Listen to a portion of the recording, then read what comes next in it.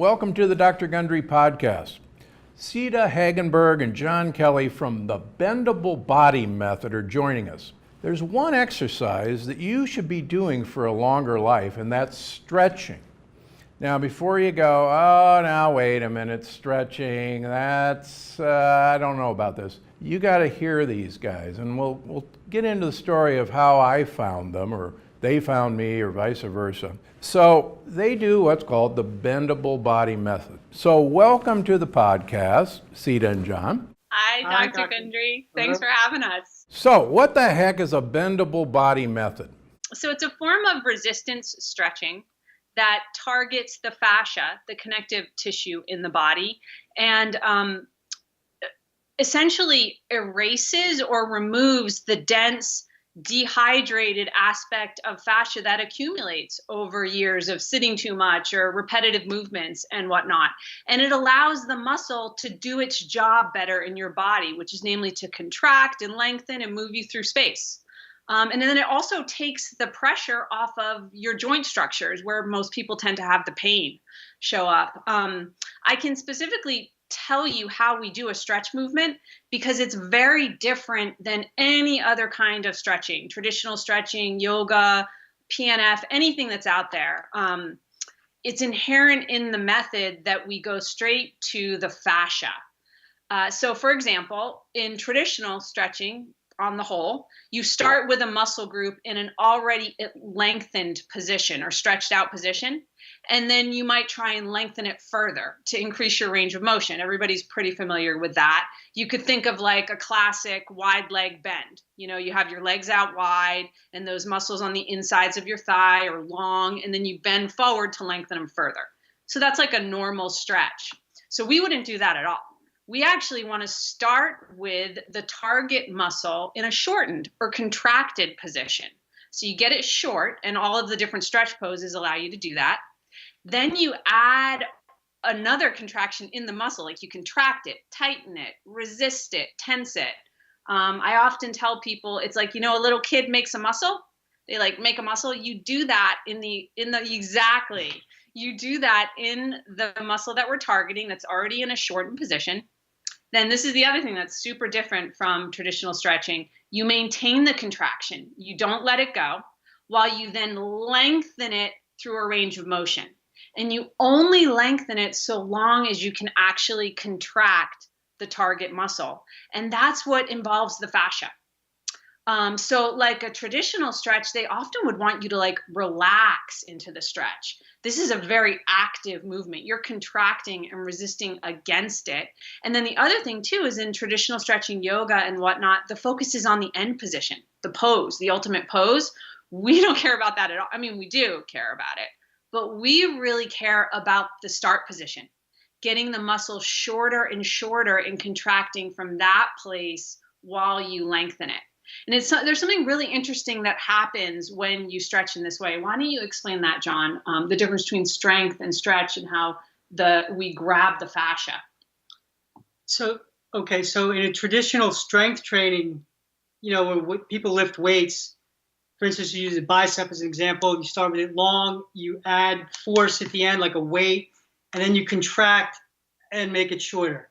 And so traditionally, as Sita was saying, if you were to stretch that muscle, you might go up to a wall, start here, and just make it longer. So the fibers in strength training, they go into each other. The muscle shortens and goes like that. Then they relax, and then it gets longer for the stretch. So what Bendable Body Method fills in that space. So from the contracted position to the passive lengthening, we fill in this gap where you keep the contraction and lengthen it, but it doesn't just linearly length. It changes the fascial structure at like a 45, 30 degree angle, and it starts to break off and rehydrates the tissue. It's essentially at the basic level, it's collagen and seawater. And it's your tensegrity structure that shapes you. So it's like a subtractive technology. I mean, to keep it really simple, I usually tell people it's kind of like getting a facial internally, because that dry, dehydrated tissue disintegrates and sloughs off, or going to get your teeth cleaned. So there's a buildup of that dense fascia from years of trauma, like you sit too long. That produces micro tears in the muscle fiber, like in the back of your legs. And then the body fills that in with dense fascia. It looks like you want to ask a question, Dr. Gundry. No? Yeah, no, so how is this different from other fascia targeting techniques like, myofascial release, Rolfing, foam rollers? It's help me with that. Yeah, that's a question that we answer all the time. It's really simple. It really has to do with the force and the sensation. So when you resist and tense a muscle and then lengthen it for a stretch, there's two forces. There's the force of your internal resistance and contraction, and then there's the force of the opposing lengthening, right? So you have double the force. Whereas if you go to a massage therapist, a rolfer, or you use a foam roller, there's just one force of the tool or the practitioner on the outside of your body. Now, there could be like an unconscious contraction that happens internally within your body, but you're not consciously generating a second force, right? So that's the first big difference, because dense fascia has a ton of force in it. So when you're resisting internally, you've doubled or more your chance to change that dense force. The other thing, which is really a big deal, with these other methods, they're applying the force from the outside. So they have to go, over your skin and your fat and all these tissues that have sensation. And it can hurt. And, many people do say, the balls, it digs in, it really hurts. And, they really dig in there, but it hurts. So with this, you skip over those sensation tissues. As a matter of fact, if you're stretching some of the densest scarred fascia, you won't even feel anything. What to speak of pain? Because it's has anyone ever, you've been a doctor for quite a while, Dr. Gundry, has anyone ever come to you and said, you know what, my fascia is killing me? No, I never heard that. Yeah, because you don't feel it. You're actually not supposed to. So this technique inherently goes right to the fascia, skipping over those sensation tissues, so there's no pain. Actually, take that back. There is plantar fasciitis. Right. And yes. IT band problems, which are fascias. But generally speaking, people are not feeling their fascia. So what you're saying is you're offering a technique, and I want to get into where this whole crazy idea came from. You're offering a technique that can do this sort of deep fascial breakup without the pain that all of us associate with deep fascial breakup. Is that summarizing that fair? That's exactly right. Yeah, you want to say something? Exactly. So people come to us, they're in pain and they can't do the normal exercise and they're very tentative, but they'll come to a class and they'll say, I don't know how much I can do. And all of a sudden, 60 minutes later, they have all this energy. Nothing hurt throughout the whole class, the injury in their knee, because all pain comes from a muscle that stopped contracting, biomechanically. So then there's a rotational compensation and usually a torque at the joint, the spine, and the hip. But once you resist and contract that muscle, you create a suspension in the joint. And this is a good time to mention tensegrity structures and Buckminster Fuller, who was a wonderful inventor, architect. He was dismissed from Harvard twice. He was a rebellion young man, but he created these geodesic domes that are popular in the third world. And essentially, he describes it as all the forces going to the outside of the structure. And as we get older, we collapse in on ourselves. And when there's pain in the joints, there's a collapsed structure in the joints where it starts to grind. And as soon as you resist and start to change that fascia, you're creating that structure where it supports you from the outside, and everything on the inside starts to move more easily and is naturally more aligned. Okay, sounds good. Where did this whole idea come about? Because what you're describing is not what any of us think about as stretching. Yeah, we're redefining stretching. I completely agree. So a little history on resistance stretching. The first that we're aware of is isometric stretching. A lot of people, when they're younger, you put your hand against the door, push it, and then you let go, and it kind of goes up by itself. That's an early form of resistance stretching. In the 1960s, PNF came along with Dorothy Voss. proprioceptive neuromuscular facilitation. So that's going to an X-ray. What's that? That's an old joke. Yeah, same to you. Same to you. It took you how long it took me to articulate that properly? Yeah. So that's going to an end range, having resistance, letting go, and then going to a further end range. And then ART, active release therapy, that came along a little in the late 70s, 80s. And then who we learned it from, Bob Cooley started teaching yoga classes in Boston, and he started to use resistance in the pose, more force than traditional yoga would do. And this evolved into resistance stretching. It came out of an accident that he had, and that's how we got involved. That's where we are today, and it's still evolving. It's really, we feel like it's the Model T version of what's going to be in 3, 5, or 10 years. But I wanted to add, Dr. Gundry, because you were saying that this goes in there and it breaks up the dense fascia without any pain or sensation. But there's a hidden gem in the movement separate from the fascia. Or it's actually not separate, it's integral. It makes you stronger at the same time. Because while you're doing these stretch movements, you're creating a contraction in the muscle to grab the fascia. That's like what goes on. And so with every movement, a little bit of that fascia is erased or rehydrated, however you want to think about it. So then the muscle contracts a little bit better, has a little bit more power to it, and you can move with a little bit more ease. So it's actually not just stretching. It's stretching and strengthening in one. They go together. They have to. Which is amazing. One-stop shopping. Yeah. So this is kind of like what Joseph Pilates did in creating Pilates for injured dancers. So it's a kind of a similar concept. So this started with an injured yoga instructor, huh? Yeah. It did, yeah. That's a couple more fun facts, Doctor. Nowadays, everyone's trying to get really healthy, and meditation and produce negative ionic charges to balance all the positive charges that are coming at us and are created through exercise. Some of the latest research, excessive exercise creates inflammation. True. Well, inherent in the contracted movement is an inflammatory response. The immune system responds, and in these movements, an actively loaded eccentric movement, it creates a negative ionic charge. Now, that was identified in 1871 by Adolf Fick, a researcher in Germany, where he was doing ocular muscular movements and identified this property. It's kind of, oceans, pine forests, meditation, and now resistance stretching, something you can do all the time to repair the cell damage that's happening.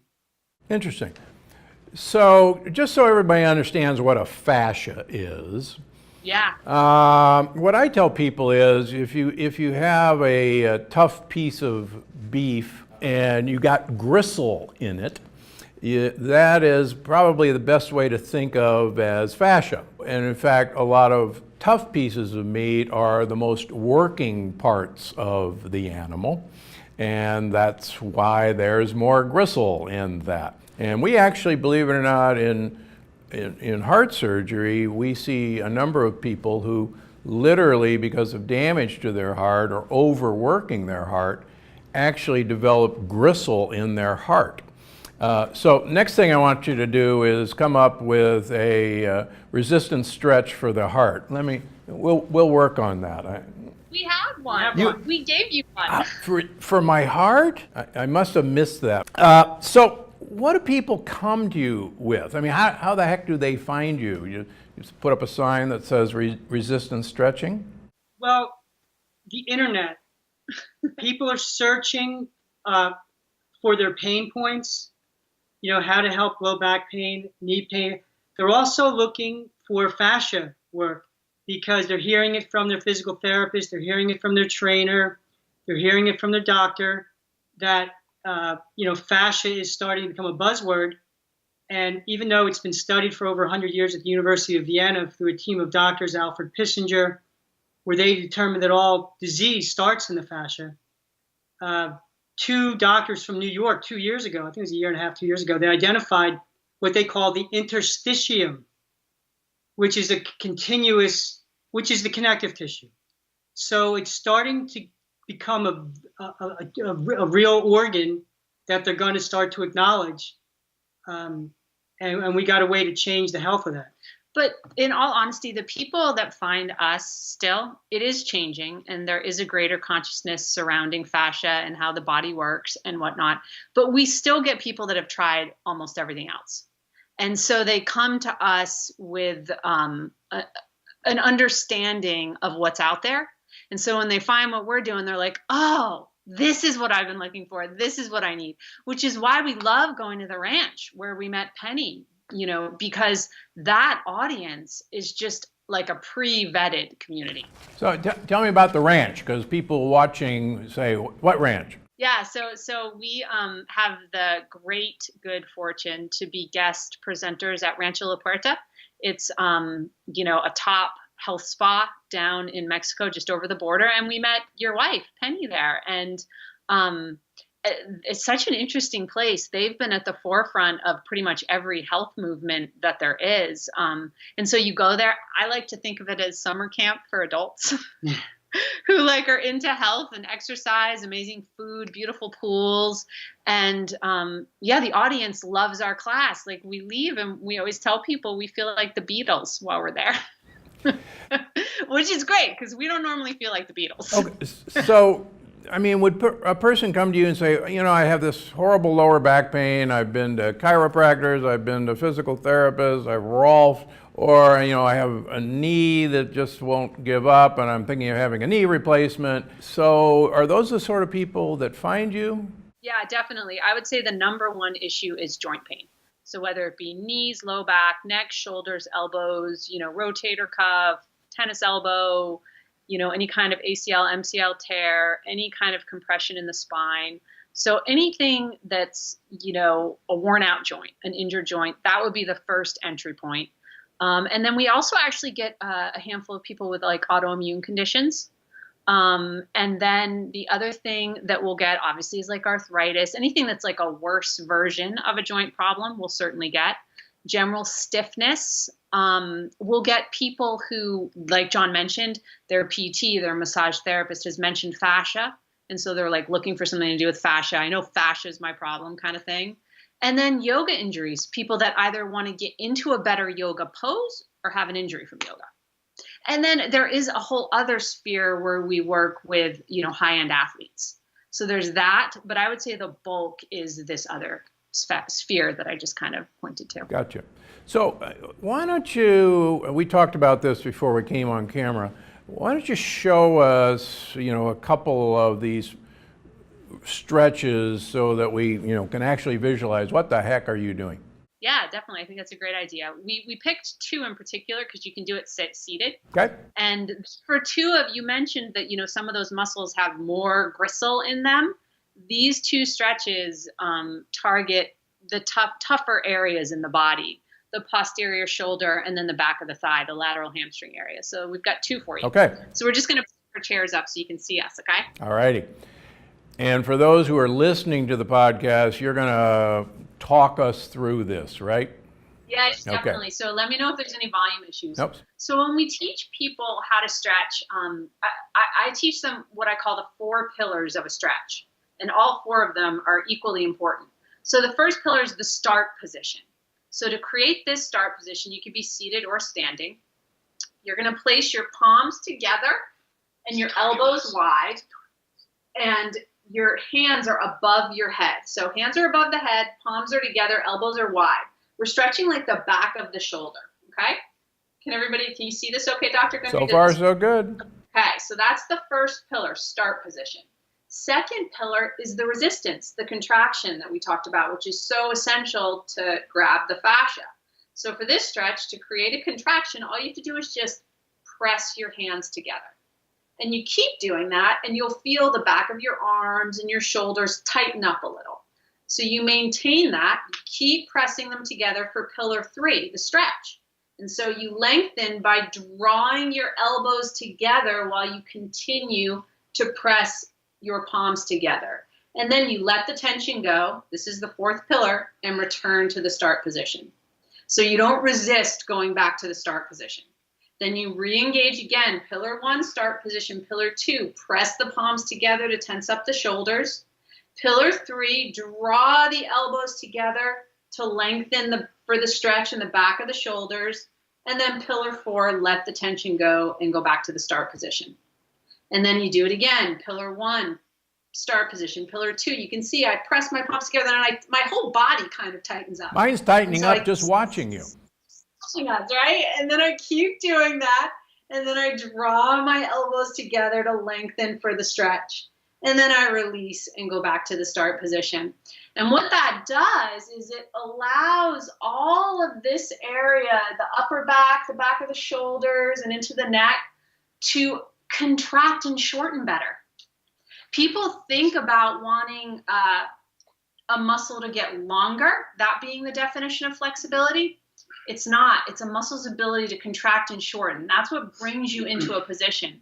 So if you've got like a hunched, internally rotated shoulder that's creating tension up in the neck, you don't actually need to worry about opening your chest. You need to worry about getting the back of the shoulder to shorten. And so as you do that stretch, I mean, you can test it out. You should be able to move your neck around a little bit better, especially looking up should be a bit easier for that after you've done that stretch. John wants to say something. A nice analogy to think about how a muscle should move, if you have an accordion, and you can picture the accordion, and it shortens, and it lengthens, and it shortens, and then it twists, and it untwists, right? So picture your muscle, say your bicep attaches to your lower arm and your shoulder, and it shortens, and it lengthens, and you turn it in, and you turn it out. Now picture that accordion or that muscle, and fill it with, say, 90% cement. All of a sudden you got, it doesn't shorten. So now you can see how the pressure goes into the joints if the muscle's not shortening. And so when we shorten a muscle, resist and lengthen it, its ability to contract and shorten increases. And that's really what flexibility is. It's inherent, it's in the word flex, the ability to flex the muscle. So now if my bicep gets short, my tricep can lengthen. And vice versa, and it's throughout the whole body. So for us dummies who just watched that exercise, I think I'm making a bellows over my head, right? And that's what I'm doing, right? You're resisting while you do it. Good. All right. Number 2, what do we got next? Yes. So I'm going to just go a little bit further back. So you can do this seated in a chair, which is great because you could do it right in your office. He's going to take his right ankle and crisscross it on top of his left knee. And he's going to drop his right knee out to the side and interlace his hands on the outside of his knee joint. Okay? So that's the start position, pillar 1. Pillar 2, the resistance. He's going to press his knee into his hands, so down to the ground, basically. Pillar 3, the lengthening. He's going to overcome that force with his arms and draw his knee up into his chest, into his torso, to stretch out the back outside of that right thigh. Then release and go back to the start position. So he's driving his knee into his hands and then using his hands to overcome the force and draw the knee up into the chest. And then he's driving his knee into his hands and using his arms to bring it into his chest. So it's a movement. It's not a pose. It's a repetition and a movement. So again, the knee is driving down to the ground. The hands are interlaced around the knee, and he's driving his knee down while he uses his arms to bring it up into his body. And then after you do that stretch, if you just sit with both feet firmly planted on the ground, there's 2 things you should notice. On the one hand, you should feel like you're a little bit more on your sits bones on the leg you just stretched. So you can flex your low back and your pelvis a little bit more on the side you just stretched, and the leg should feel a little longer. Interesting. And I noticed, and this happened to me when I did it with you, it's actually a workout. Because John, you're lifting with your arms against all of this, and of course you're working with your leg against your arms. So yeah, as you remember, I actually worked up a pretty good sweat after an hour. So you do. It's definitely a workout. Good. So how did stretching affect your health journey? I mean, obviously there was a reason. John, you were some financial wizard on Wall Street or something like that. I learned from the wizards on Wall Street and realized I wasn't going to become one in my DNA to do that. So I always had weight problems. You know, I would gain weight, and the only way I would lose weight was to go running. You know, and I would run a couple times a week, a couple miles at a time, and got down to a nice weight, stop running, the weight would go back up. This was all yo-yo for about 20 years. And then when I started stretching. Well, tell them about meeting a golf instructor. My golf instructor was very instrumental in this. He was, for a couple of years, kind of placating me. I'd go to him for a lesson, and he'd say, you know, you have a really nice swing. And that would make me feel good, and I'd go off and I'd try and break 90 again, you know, for the 500th time. And then one day I was like a little frustrated, and I took a few swings. He said, you got a really nice swing. I said, actually, I don't have a nice swing. I've been trying to break 90. And he goes, okay, let's take a few more swings. And now let's really look at what's going on. And he told me I was inflexible. Now, coming from outside of my family and friends where it was a joke, it's like, hey, Kelly, you put $1 million at your feet. You couldn't bend down to pick it up, which was true. I started to research stretching. I bought famous stretching books, gentle stretching books, and the resistance stretching books were the only ones that didn't hurt, and I got a result. And once I started, when the weight came off, now it's been 13, 14 years, it's never really gone back on. It improved my digestion, which was always a problem for me, you know, ever since I was a kid. And the back pain I had for 20 years, it's gone. The knee pain when I drove a car is gone. And it just feels like you're getting a better body every time you stretch, because instead of doing muscle work, getting muscles, and you stop doing the muscle work, you lose the muscles. Once you change the fascial structure, it's hard to go back. It doesn't change very easily. It's very long lasting, and you continue. It improves upon itself all the time. So that's a great point. So the naysayer would say, okay, so you're going to, tear your fascia and get it loose, but then the scar tissue is just going to scar back down. What do you say to that? Okay, well, so you have home improvements, you get new kitchen cabinets. They're new kitchen cabinets. Unless you take a hammer to them, they're going to be set, and they're not going to have a problem. So whatever life experience you had, a repetitive motion, sitting, a trauma, any kind of trauma that produced the scar tissue, once you remove it, we're all pretty much through all of those events, and it doesn't go back. I know people have been stretching for years, a few longer than me, some shorter than me. And interestingly enough, I worked with people in New York for a couple of years, and then I went to Boston for a few years. And I came back after 3 years to work with one of my old clients, and he got stretched twice a week. And as soon as we went after going his hamstring stretch, I said, do you realize or feel that hamstring hasn't lost any of what? He goes, I can feel that. So after 3 years of not self-stretching or being stretched, you have the ability of the muscle to contract like it did the last time you stretched. It's really a cool thing. It's a money in the bank that keeps growing. Yeah, so I'll give you a personal example. When we met, I've had 2 rotator cuff tears that I have not gotten repaired, and I would never have that operation. And my left shoulder is fairly well frozen. But you guys, put me through assisted active stretching, and I can tell you that my mobility in both shoulders is so much better. It's now 2 months, I think, since we were together.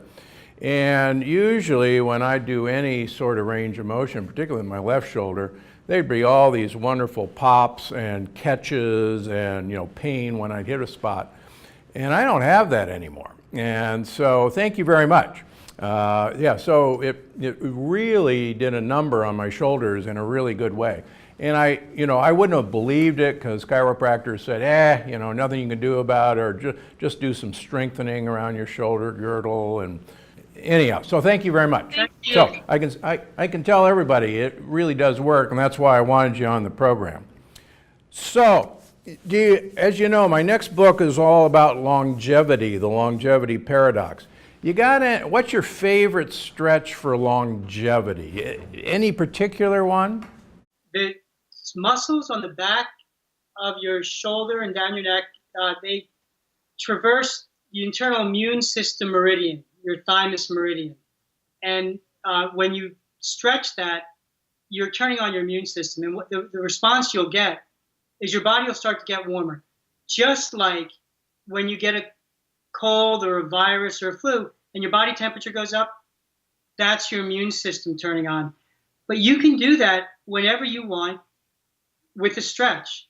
And then you're always strengthening your immune system, because as those muscles get stronger, the thymus and the immune system start to respond. And once that immune system gets higher, then it knocks out all of the.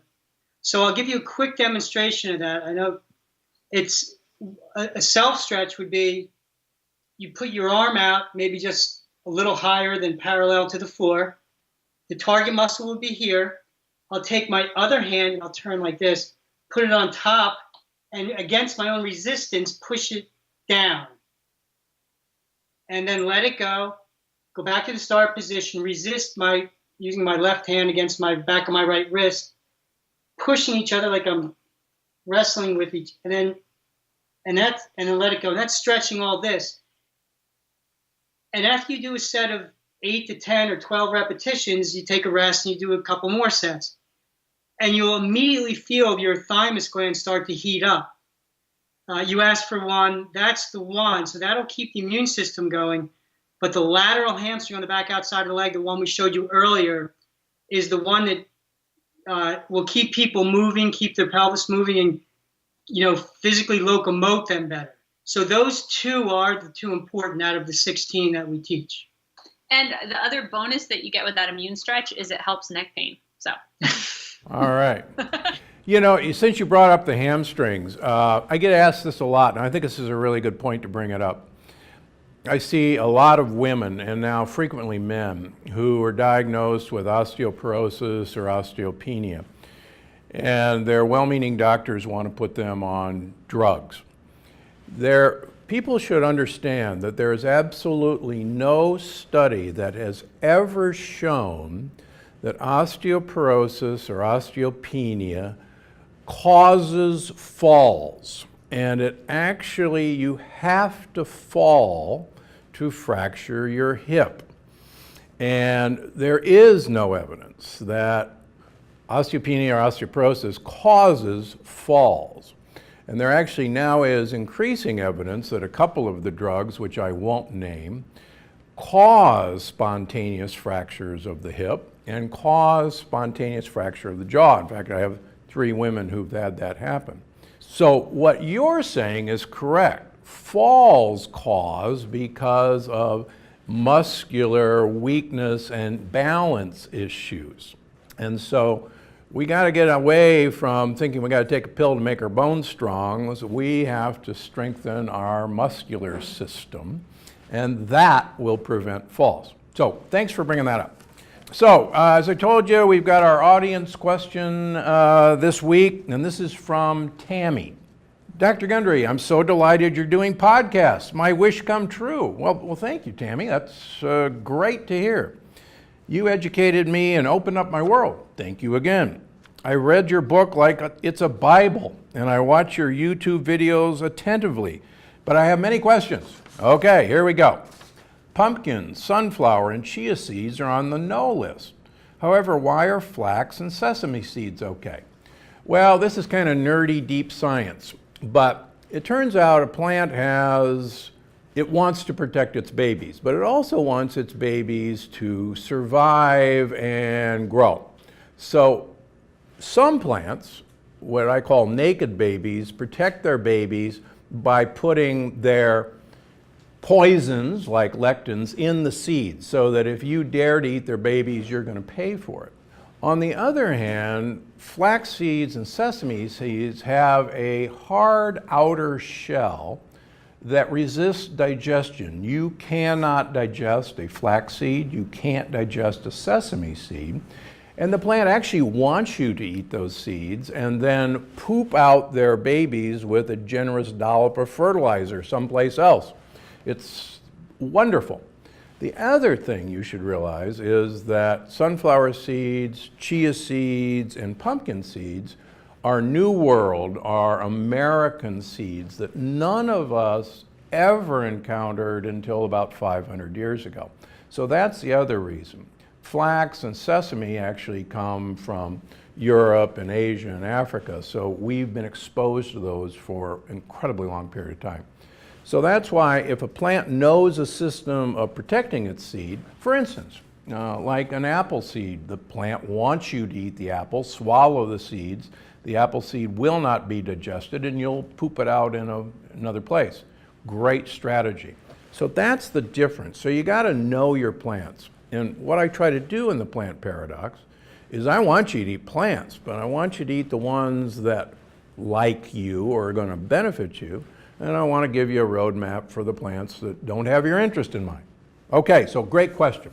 All right, so thank you both. Now, where the heck can people find you? How can they find out how to do more of this? Yeah, well, definitely visit our website, bendablebody.com. And right about now, we should be launching a free training series, a 3-part training series. So that's Did great. you say You'll free? Yeah, Okay, free, all right. free. You'll learn about fascia, you'll learn the technique, and you'll learn the most important areas to stretch that we've talked about today. And then later down the road, there's going to be more availability in terms of a membership site where you can do live classes with us. And we're in New York City. You can come see us. We're in Washington, D.C. right now, actually. So that's where our headquarters are. But bendablebody.com is the hub. And definitely check out that free training series. All right. Well, thanks again for coming on. Great work. I think everybody should know about this. It's the next stretching that nobody's ever heard about. Yeah. Thank you. Thank you, Doctor. Thank you you for your plant paradox. Yeah, with the cookbooks in the mail, we can't wait to All start. right. Thanks a lot. Okay. So thanks again for joining us on the Dr. Gundry podcast. We're always trying to bring you interesting new things because, as you know, I'm Dr. Gundry, and I'm always looking out for you. See you next week.